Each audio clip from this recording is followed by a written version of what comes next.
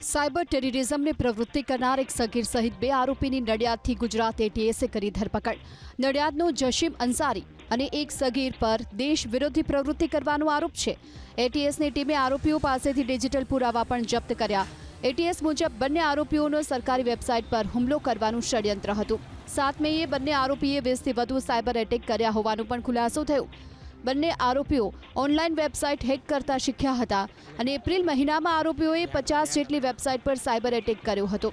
બંને આરોપીઓએ ફોલોઅર્સ સુધી માહિતી માટે બેકઅપ ચેનલ પણ બનાવી। એટલું જ નહીં, આરોપીઓ ટેલિગ્રામ ગ્રુપ ચલાવતા હતા। હાલ તો એટીએસની ટીમે આ બંને આરોપીઓના મોબાઈલ તપાસ માટે એફએસએલમાં મોકલી આપ્યા। આરોપી જશીમ અંસારી નડિયાદના મજૂર ગામનો રહેવાસી છે।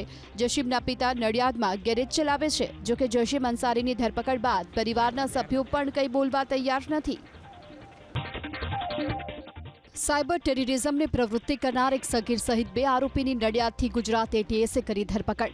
નડિયાદનો જશીમ અંસારી અને એક સગીર પર દેશ વિરોધી પ્રવૃત્તિ કરવાનો આરોપ છે।